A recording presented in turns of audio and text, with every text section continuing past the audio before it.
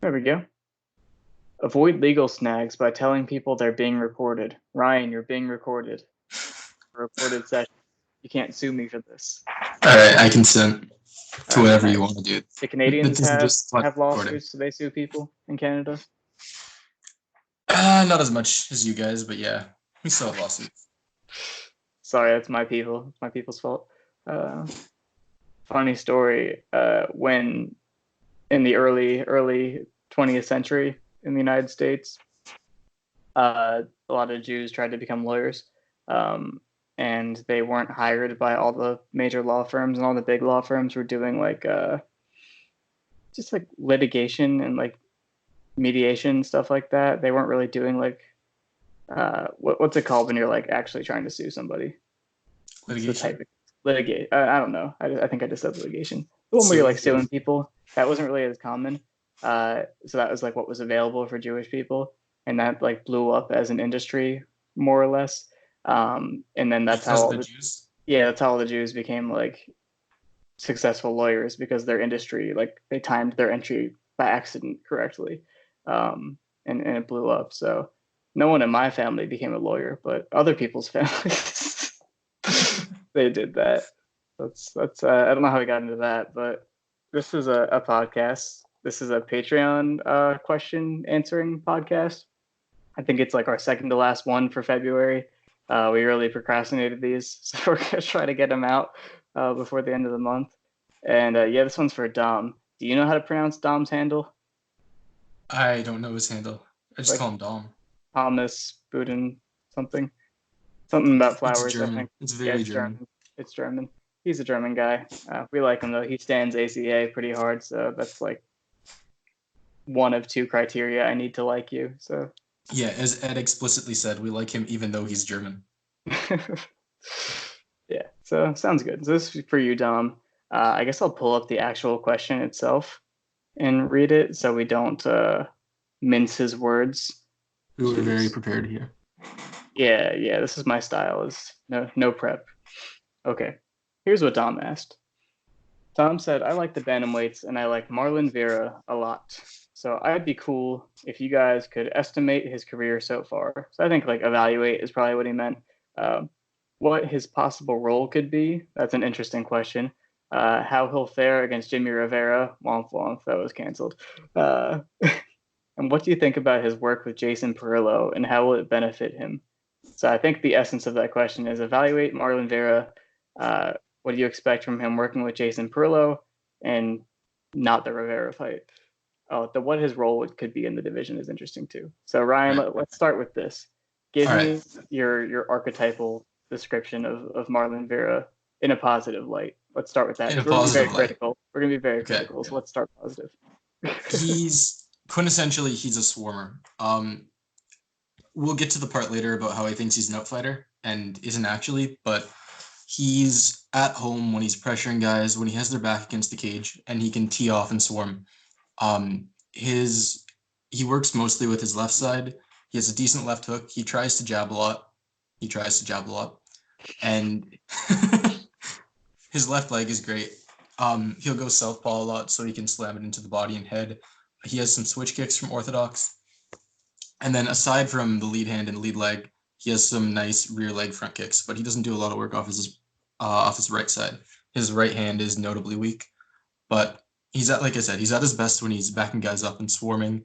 He hits the body very well when he has his man trapped against the cage. He uses the clinch well, and he not only works well in like static clinch positions. You'll see him do that kind of Muay Thai-ish lock where he has one hand underhooking, his head like his forehead dug deep in their side of their face or their temple, and then the other hand isn't in a collar tie, but it's like wrapping around the back of the head, like you see in Muay Thai. He beat the shit out of Ewell when he had him on the cage from this. Just need him over and over again, and he doesn't only use it for static clinch positions, but he works well in and out of the clinch.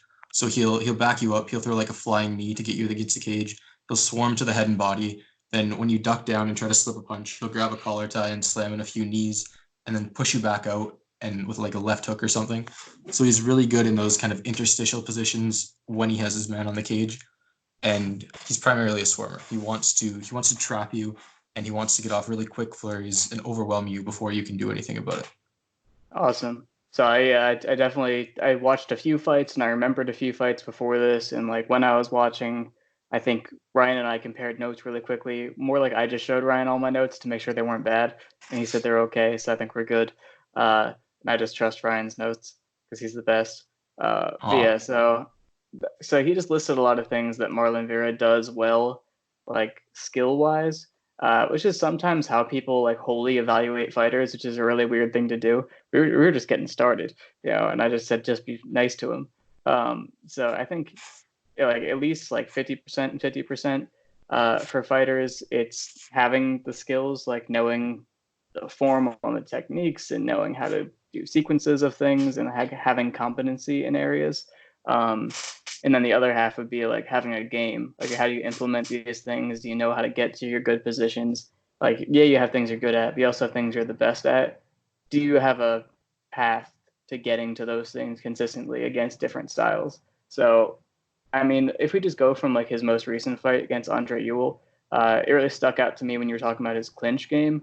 That sounded like you're a man who appreciates a good clinch game. I feel Oh, like I trust absolutely. you more than anyone about if someone's clinch is good or not. Uh, that's like a whole topic on an episode someday is what makes a good clinch in MMA, but clinch game. But we were just talking about before we started that against Andre Ewell, Vera was doing his thing where he likes to try to be an outfighter sometimes, for better or for worse. He does spend some time outfighting, and he was trying to time Ewell's entries on straight punches because the guy with the reach advantage, he's probably going to close distance with straight punches, and he was actually slipping the straights into a little like pivoty, stance switchy duck under. Like we're describing it as like a less athletic version of what Peter Yan's been doing. He's been doing it since ACB, but he did it a lot to Faber, and he was like hitting full duck unders on Faber and like getting to So rear also standing. the entry that Valentina hits on everyone. Yeah, Valentina's really good at clinch entries too. I give her that. That's At like the best thing everything. about She's the her. best. Yeah, she could be running a Fortune 500 company right now. And How fortunate are we that she decided to go with MMA instead? yeah, we're blessed. We're blessed to have Valentina in our lives. So Marlon Vera was trying to be a little more like Valentina, which I think is not a good Always a look good for him. idea. But yeah, so he's doing his outfighter thing, but he's timing the straights to get to a nice clinch position. So he's actually coming up. The one time he did it really clean, he came up a little short in the duck under, but I feel like it was on purpose. So he came up into that, like, I don't know what you would call that, but like the Arm underhook and triangle. behind the head arm triangle. Oh, But even like, that. but like the looser, Muay Thai version of it that you were talking about. I don't know if Yeah, there's kind of like an underhook and collar tie lock. I think his instinct is to crash into those exchanges off slips and get to his favorite clinch positions. So I don't know if on purpose or by accident he caught the arm triangle because I think his arms were going that way anyway. But yeah, he actually got his head in a nice position off the duck and clasped that arm triangle, and he pulled guard off of it, right?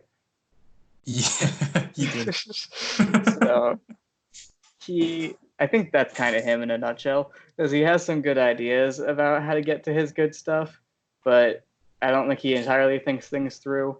Uh, and maybe that'll kind of lead us into how his game is a little bit disorganized and it's caused a lot of problems for him. Do you think that's a good seg into that?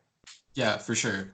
So as we were saying, he does his best work when he has his guy backed up right against the cage, but I don't think he knows that. He he wants to be an outfighter. Like not just in terms of how he actually fights, but how he pressures too.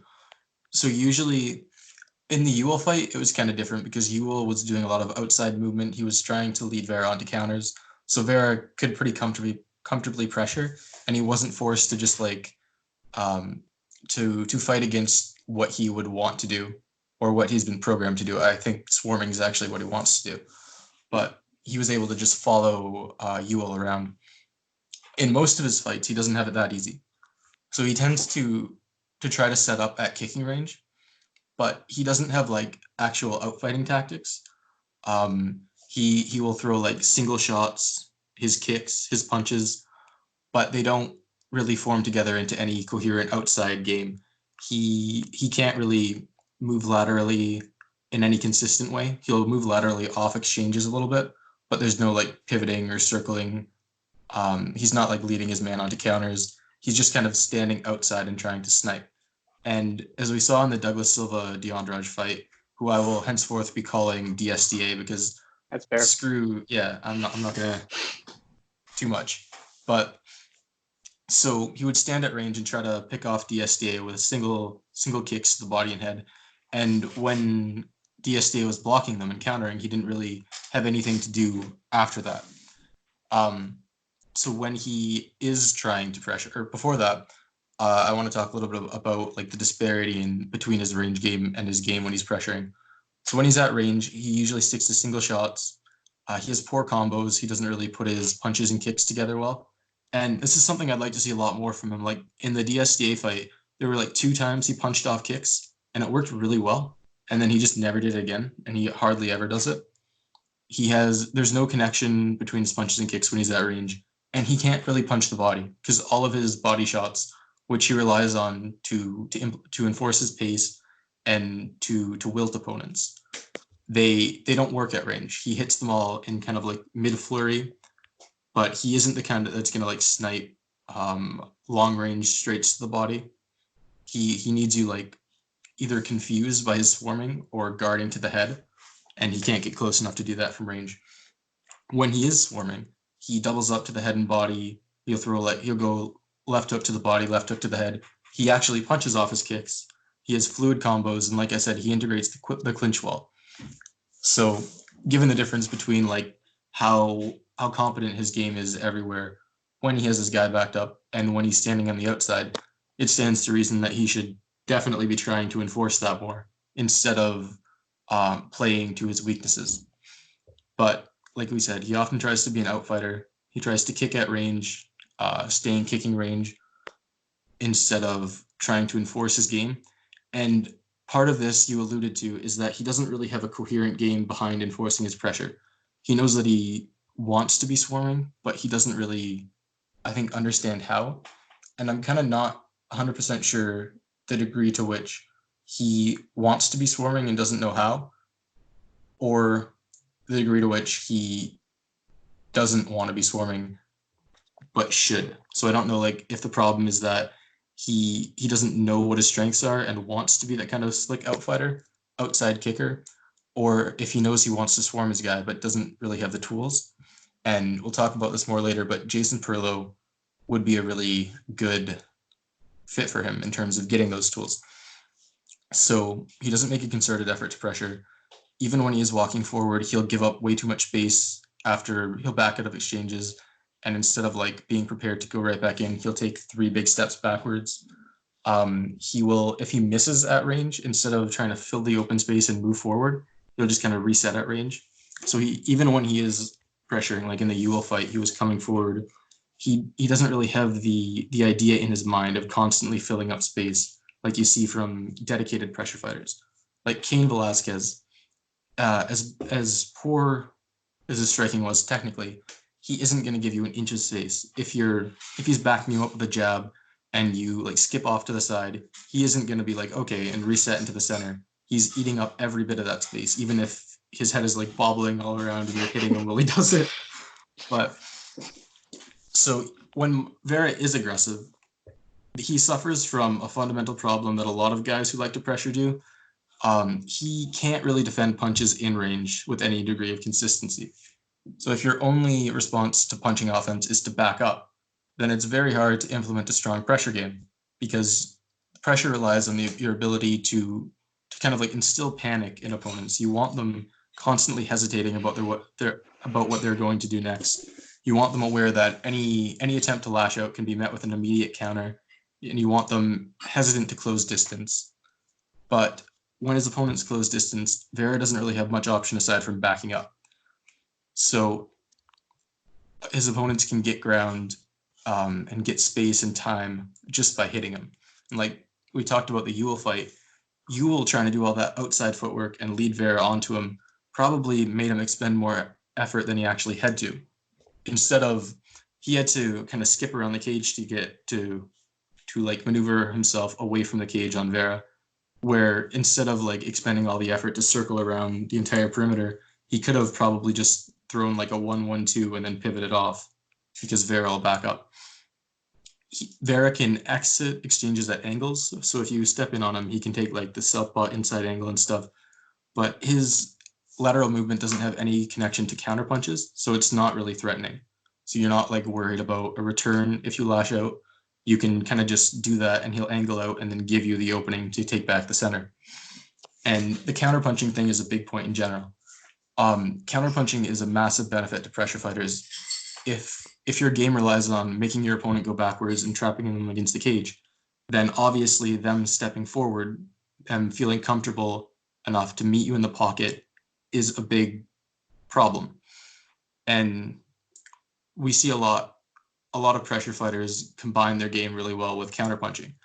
The idea is that you back your opponent up, and if they accept your pressure and they back up and circle around the cage, that's great because it opens up your tools. You can hit them in the body easier, you can swarm and all that. And if they lash out, then what the pressure does, it makes it easier to counter. It makes their attacks more rushed. They don't have time and space to set things up the way they'd like. So if you look at Chad Mendes, he'll be walking guys down, and often they'll be like, oh shit, I'm gonna die. So they'll throw out a panic jab, and then they die because the jab wasn't set up properly. It played exactly into his game. Vera doesn't have that. He can only counter going backwards, first of all. He can't do the cross counters or the slip counters that are valuable for pressure fighters. He only gives ground and then tries to hit you afterward. But what makes it even worse is that his only consistent counter is a backstepping jab, but it's mechanically very poor. When you throw a backstepping punch, usually you want to let the weight transfer to the other side as you step back to power it. You can see this a lot in Tony Ferguson fights. Like he'll throw his lead hand, but he'll do it while stepping back with his lead foot into a square stance or like back into the opposite stance. And it has a lot of power. It hits a lot harder than a normal jab. He knocked the dude with the long hair down and then darced him with it. The guy that got spin kicked by, that's it, yeah. He knocked him down with that backstepping jab. And you can see the weight transfer. You can see how he transfers it from the lead leg to the other leg. But Vera, he rushes it and kind of flicks out a nothing jab while he's still weighted on the lead foot. So it doesn't work at all mechanically. And that's his only real option to counter. In his recent fights, he's been trying to use the high guard more. Like with Ewell, he covered up a lot more. And you can see some guys like Gaethje will use a high guard in order to kind of power through shots and let them move forward without making them react to their opponent's offense. But he was kind of taking his eyes off his opponent, so it didn't really work. He, instead of keeping it up and wading through, he would look at the ground and stand still, which let Ewell kind of tee off and then angle out. So yeah, he wants to be pressuring and swarming, but he doesn't really have the option. Cool. So that was a lot of on both ends. I would say that was a lot of criticism of the ideas behind Marlon Vera's game, and also some of the mechanics on how he performs certain techniques and general concepts. Like he seems to have technical misunderstandings of. A really quick touch on something else that is mostly an ideas thing. I think it would be his grappling and his ground game. He is way too content, just to put it frankly, way too content to play off his back. It's not always like he's getting taken down. He's one of those guys that is super eager to go for some sort of counter submission when someone's trying to grapple with him. Brian Kelleher got to rear standing, or he hit an inside trip and got to some sort of clinch position and was working for rear standing. And Vera hit the Kimura counter on him from submissive rear standing. And I think he just waited for Kelleher to actually go for the trip, and then he hit it from there and turned it into an armbar, which was cool. It was super cool. He did it well, so he's got good mechanics on the actual technique itself. But yeah, against Ewell, he pulled guard on that arm triangle, and then he just played guard for a while. Did he play guard the rest of the round? Did he lose the round on his back? He got up. He was there for a while, but he was also on bottom near the end of the first round against Nohelen Hernandez. Gotcha. Oh, yeah. Hernandez kind of beat him up and then almost dorsed him. For sure. Okay. So yeah. So conceptually, he shouldn't do that.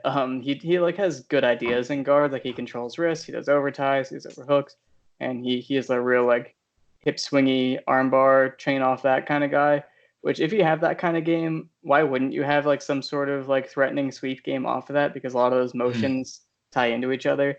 So that's kind of strange that he's so focused on submissions. I think it really just is a decision, which kind of leads me into something good I want to say about him.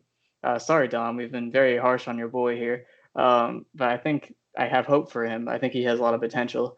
Um, in general, I think being at Team Oyama has been good for getting him to have the skills that he has now, because a lot of this wasn't there when he was on Tough Latin America, which I did watch.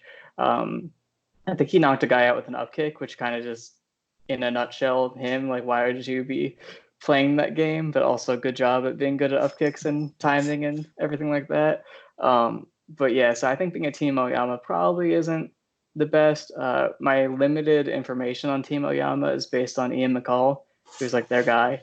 And Ian McCall, I always felt like was doing too much. Like he is like very much the same problem, like trying to be an outfighter. He was pretty slick with his counters and his head movement and his reactions and stuff, but his main thing was being athletic and good at wrestling.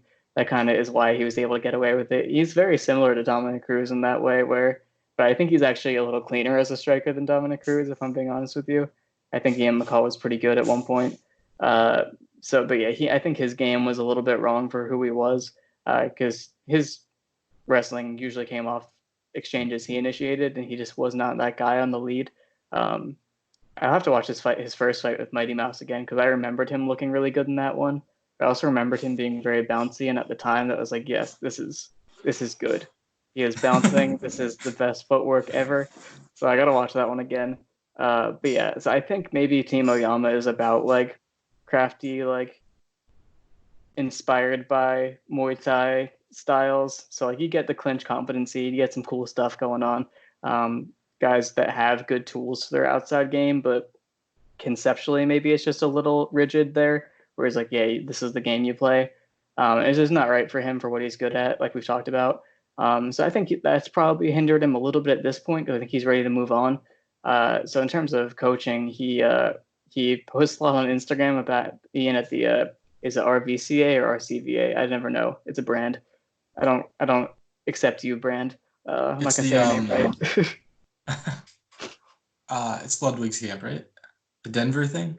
No, it's in No? it's in LA. It's in South California. I don't remember things about like It's the one where things. the everything is white, like the cage is white and like the mat is white and the walls are white, and like there's things there a lot. Only one I know about that is the Mendez brothers jiu-jitsu thing. It might be like Millennia MMA. I think Larkin's there sometimes. I think Sean Strickland's there sometimes. But I think he's been working with Jason Perillo for a little bit now, maybe a couple fights. But the reason why I think that's something that really could pay off for him is twofold. One, I think just getting someone else in his ear is going to be really important to change his mind, because he knows what his game is. He does know. You see him make the decision to switch his style mid-fight and like make decisions, like in the Ewell fight. In the beginning, he looked atrocious. He was like so reactionary. He was playing his outfighting game. He when he did try to like pressure in more and swarm, he was like putting his head down behind the high guard and like walking forward. And Ewell embarrassed him once by like cutting and pivoting off and like making them walk into the cage. It was bad. And he's like, this isn't working, and he stopped doing it.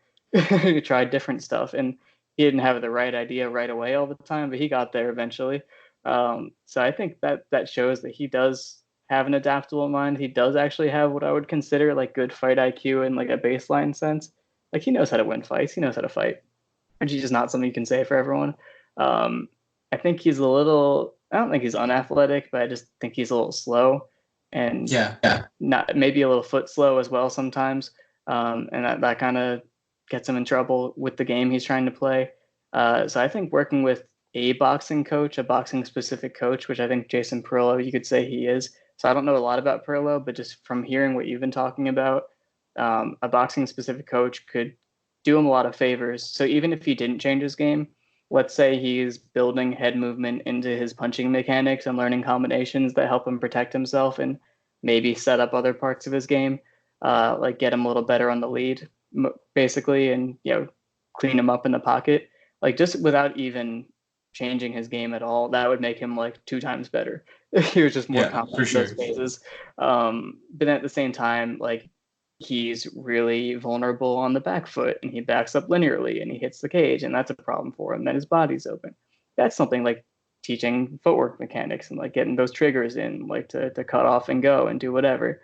So I think just with a boxing coach, generally that could help. I don't know what pro fighters typically come away with when they work with them. I'd like to hear that from you. I also just want to say, if we're not going to talk about it, because we're probably not, because the fight got canceled, Jimmy Rivera would have cleaned him up. Smack the shit out of him. That would have been bad. That would have been really bad, because Vera would not have the right game plan right away. He would have thrown in the pocket with him. He would have gotten chinned. Sorry, Dom. He would have gotten messed up. So it's a good thing that fight got canceled. I hope they don't fight until like Vera demonstrates growth, because I don't want to see him get hurt, because I think he's got potential. But yeah, Ryan, what do you see in Jason Perillo fighters? So before I get to that, I have one more thing to be mad about Marlon Vera for, and it plays right into what I think Perillo can help him with. So he needs to learn like nuanced boxing. He has some tricks like the weird backstepping jab. Mm-hmm. He like murdered Frankie Saenz with like not really a counter jab. He just kind of like swayed his weight back really hard and threw it as Saenz did whatever Saenz does. I That's think all he there like is waddled. to it. Yeah, just waddled into the pocket or something. But what he really needs is to learn like conceptual boxing. He throws jabs, but he just throws jabs. That's all he does with his jab. So when he's throwing his shots at range, when he doesn't have his guy backed up to the cage, he won't like he only uses punches to set up other punches, and he doesn't seem to understand that punches can do other things. So he'll throw like a 1-1-2, and when the other guy just backs up straight and it misses, he'll be like, "Oh darn," and then he'll like back up himself and be like, "I guess that didn't work." So if you see him throw a jab and the other guy is not currently waddling onto him, it'll almost always miss because he doesn't do things like feint or gather information. One of the big things about a jab isn't just that it lets you control the distance or that it lets you hit your opponent or disrupt their attacks or whatever. It's that it gives you so much information to play with. You can figure out your range just by like extending your hand and touching your opponent, feinting jabs and throwing non-committal jabs. If you miss a jab, if you miss by like an inch, that doesn't mean that the exchange is over and that you failed. It means it's giving you valuable information to play with. So if he can be taught to like why you jab, it can help him a lot. Not only to back guys up, because like I said, he doesn't think about the cage position when he's throwing his punches. He only thinks about setting up punches. So if you can get him to fill that space right away and then go back to jabbing, then it'll help with his pressure a lot. But just understanding that it's okay to miss and that it doesn't mean it's not necessarily bad, that you can use that information to set up more jabs and to get your distance down. So I think that's something he needs to get a lot more comfortable about, that Perillo will help him with. If you look at Perillo fighters, I think the only ones I really noticed a big change in were Bisping, maybe RDA a bit. I don't know too many other fighters that did a lot of dedicated training with Perillo. Cyborg? But Bisping, oh yeah, Cyborg, that's a good one too. He cleaned up her punching mechanics a lot and gave her quite a bit more comfort, both in the pocket and as a counterpuncher, which is very heartening for Marlon Vera. Bisping, he seemed to get better positionally with Perillo. He tends to clean up guys' footworks, and he's decent about punching mechanics. He's not like perfect about form and everything. RDA still doesn't throw with perfect form. He never has, but he helps guys sit down on their punches a little bit and cleans up their footwork in the pocket. Bisping, you saw it after he started training with Perillo, he started hurting guys with that weird kind of loopy left hook. And that's a good summation of what Perillo does, I think. It was kind of awkward technically, but he was setting it up well. He was feinting into it. He was countering with it. And he had all these paths to landing it. So it's a little bit janky, but it's very conceptually sound. I think maybe that's something that goes in Marlon Vera's favor working with him, because maybe he's not a guy who's ever going to be technically perfect on his mechanics, and maybe you don't want that from him because he's always going to be a little wild, but you just get him stronger where it'll matter more first. That kind of sounds like a good fit from the way you're describing it. So I think the comparison that fits most for Marlon Vera is that he's quitter Charles Oliveira. He's literally Oliveira before he figured out what he actually wants to do. So Oliveira, he had this weird he had this weird style where he wanted to be in the clinch, and he has the whole grapply top game and stuff, and he has some kind of the same like bottom game problems as Marlon Vera, but he has a lot more sweeping guard, which helps him. But he would want to be in the clinch, and the way he would achieve the clinch would be standing at kicking range with a high guard and not doing anything to get the clinch.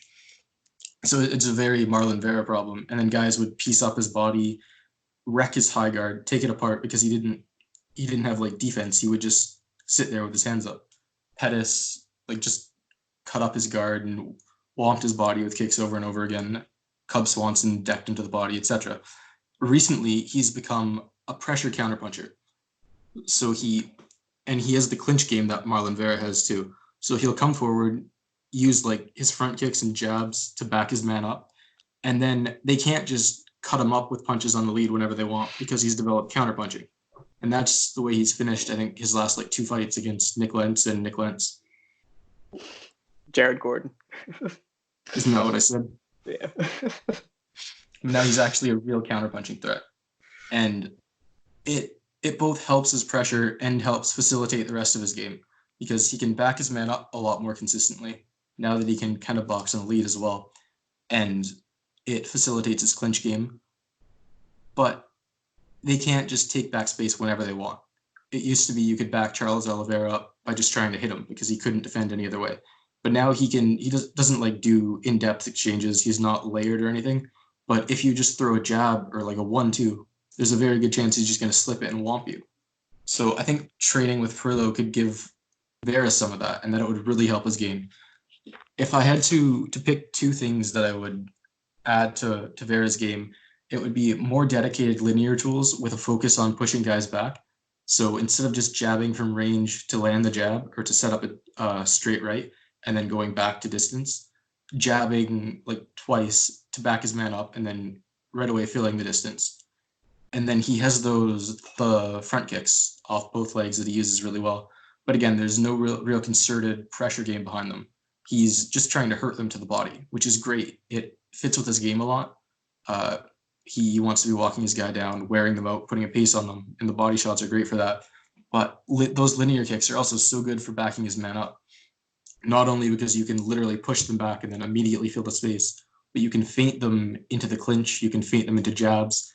And if you watch a lot of Muay Thai, you'll see guys, pressure fighters, using like ramrod jabs and teeps in concert to prevent their man from taking any space and constantly eating up all the distance they have. And obviously Vera isn't going to get to that level. But if he develops some kind of jab and front kick game with a focus on pushing his man back instead of just landing them at distance, that will go a long way to facilitating the positions he wants to put them in. And then there's the counterpunching. So as I've said, Vera, he tries to counterpunch a lot, but it like never works. He does that like weird backstepping thing, and when guys come forward, he'll kind of shift stances. He'll just like step back into southpaw and then back into orthodox again. So he takes himself out of his stance and kind of disarms himself. And that's another thing that Furlow could really help with, getting him just comfortable standing in there and punching with his opponent, even if he's not like doing a real specific counter. Like he doesn't have to slip inside a jab and land an overhand. Just something as simple as staying in the stance he's already in and meeting their aggression with a punch could help a lot. But if he can develop some kind of counterpunching that lets him keep his own position when they're attacking back without having to back himself all the way up, it would really help deliver some consistency into his game. Because one of the main problems I have with him right now is that he needs to be moving forward to win, and his best spots all come when his opponent is back directly up to the cage, but he has no real response to their own offense but backing up himself. And if he can plant and counter, it would kind of remove that contradiction. He would be able to land offense when they're coming forward and also dissuade their attempts to come forward and convince them to back up a lot more, which puts them in the positions that he wants them. So I think if I'm looking at Marlon Vera and trying to see the fighter he could become with the right coaching and with the right developments from himself, current day Charles Oliveira is kind of the fighter I'm looking at for that. It's fun. That's a fun comparison. And that also highlights that Charles Oliveira did get a lot better. I see a lot of Charles Oliveira disrespect going out there on Twitter.com. I don't appreciate it. He's Our much Discord better. is our Discord's full of Charles Oliveira respecters. Yeah, yeah. I mean, and people are like, oh, comparing him to him from the Frankie Edgar fight. I'm like, that's a different guy, man. That's quitter Charles Oliveira, different dude. He can box now. You're all screwed. He like Remember when he got dropped by David Tamer and then he boxed him stayed in up. the fight? Yeah, he didn't quit. Yeah, beat him up. And I like David Tamer. Oh, maybe I don't anymore. Maybe he's canceled for losing. But I used to like David Tamer. But yeah, so one more thing about Marlon Vera. I think overall, I think what kind of conclusion I want to arrive at between the two of us is if we're interested in him moving forward. Definite yes from me, but because I think I see those. It was what I was saying before. I think I see the decision making that makes me think that he's got the mind for it to get better, which is kind of what you need. And he's not old, I don't think. He's just coming into his physical prime. Um, but yeah, on a personal note, his daughter has like some sort of condition. She was born Yeah. with some condition where like her mouth is stiff and she can't smile. I don't know the specifics, but I remember him talking about it in The Ultimate Fighter and a couple times in interviews. And like this like there was a surgery and I don't know, but like he's got some stuff going on with his daughter. So I think and he seems to fight pretty often, like be pretty like hungry for fights. And I wonder if like financially he is in need. I mean, he's a UFC fighter, so probably yeah, he's in financial need. So just for that reason, I wanted to do well. He seems like mostly a good guy, and he's pretty active on Twitter. So if like we could become friends, that'd be nice. Which would never happen if he listened to this because it was so critical. Don't show him this podcast. but I like it. I'm interested in him. How do you feel about him? I like a lot of the things he does. He has a lot of cool tools, but some of those fighters that have like that do cool things, but they don't do them in a consistent way frustrate me. Because like when I'm watching Marlon Vera, I'm like, ooh, that was sick. He should do a cool clinch thing or switch kicks again. And then he just like has no idea how to get back to his good things for like another 3 minutes. So I like the fighter he could become. And we really don't have a lot of those like kicky, clinchy guys. I was gonna say I don't want to say like a Muay Thai style because it's not, but Thiago Santos is a Muay Thai style. So I feel like I Is can the Muay comfortably Thai describe. stylist? Yeah. So I feel like we can go ahead and describe Marlon Vera as a Muay Thai specialist. It's And we inspired. don't have enough Muay Thai black belts in the UFC. I would like to see more. Doesn't Cordero give out belts? Does he give out belts or does he give out shirts? I think Some he gives striking out belts coaches do because I that. think Verdum has Yeah, a black Kelvin belt in Muay Thai, and so does Kelvin, didn't right? Kelvin Gastelum make a post on Instagram after like 11 years of training MMA and striking. He was like, "I'm now a Muay Thai blue belt." A blue belt. Same dude. Isn't Elias Theodoro a dark blue belt? Oh my god. I know that sometimes they do armbands and sometimes like Bang does shirts and like whatever, dude. Like if you want to have a belt system for your gym, that's fine. But like, come on, stop It's it. useful for like ranking fighters for like sparring because you don't want like the magenta That's a belt good point. just That's a good destroying the mauve belt. point. So you match them with like their similar colors. But for like actual legitimacy, no, it does not mean anything.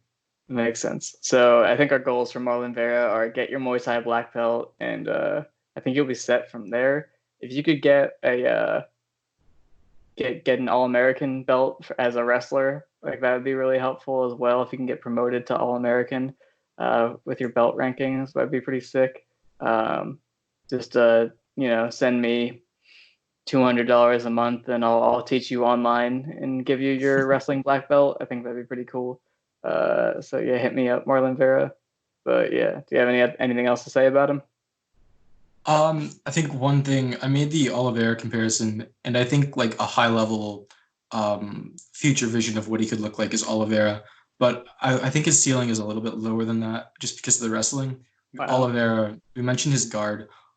You mentioned that like you don't want to be playing guard the way he does, and really the only consistent guards we see are like very high level sweeping guards, which he does not have. And Oliveira, he's not just active with like submissions and elbows and all that, but he does like DLR sweeps, he does half guard sweeps. He's constantly trying to sweep his man, and he's very good at it. Vera does not have that, and he's not the quality wrestler that Oliveira is. So he is always, I think, just going to be wrestleable against like actually good wrestlers, and I don't think that's something he can overcome. He was getting wrestled by Brad Pickett comfortably before Mike Brown told Told him Pickett to to stand with him. and got him knocked out by a head kick when I had a lot of money on him. I have never forgiven Mike Brown for that, by the way. But he got wrestled by Davy Grant, didn't he? Well, I mean, the British are notoriously strong wrestlers, so I don't think you can hold that one against him. There's Leon Edwards, right? Yeah, yeah. But He's a obviously black belt in wrestling, I believe. Obviously, Vera is not the same fighter anymore, but he still kind of is. He's not going to get wrestled by Davy Grant and Brad Pickett anymore. But I just don't see him having anything for like strong wrestling and top control He'll games. get wrestled by Grant Dawson. I don't know what weight Grant Dawson is at, but he sounds like the American Davy Grant is Grant Dawson. A lot of letters in common. I think his ceiling I would cap around maybe top 7, and I'm not quite sure he'll reach that. It's a tough division. That's a good ranking to get to. It's arguably the best division. Yeah, I think it's the best one. Besides women's strawweight, you know. What was it? Women's flyweight is one of the deepest divisions in the UFC. Todd Martin. Did you see that? I saw it on Twitter. Yeah, that was something. Sandro pointed that out. I was like, geez, man. Just come out and say it if you're going to be trolling us like this. But yeah, that's pretty much it. Go ahead and tell us that DC is better than Benavidez. Yeah, just telling yourself right away. So yeah, Dom, this was your special podcast for your question. You're at least tied for our biggest fan, so I felt like we put some more effort in. Better effort than our Disorganized Wrestling Comrades podcast the other day. Basically, I did like 30 minutes about college, and then I got Seth to get on, and we're doing it live in Discord. And Seth was on a roll, so I left him to it, and he recorded another like just hour. Saying like random Russian names that you don't know whether he made up or not. And doing it in his true accent. So apparently he's been putting on airs and like hiding his accent from us. Oh, really? Does he actually sound Italian? He sounds like Bernie Sanders. So like listen to that latest episode of Wrestling Comrades, because Seth is in rare form in that one. But yeah, so we'll do more of these in the future. I like podcasting with you, Ryan. I want to do it more. So even if people don't request us, we can do other stuff. But goodbye world.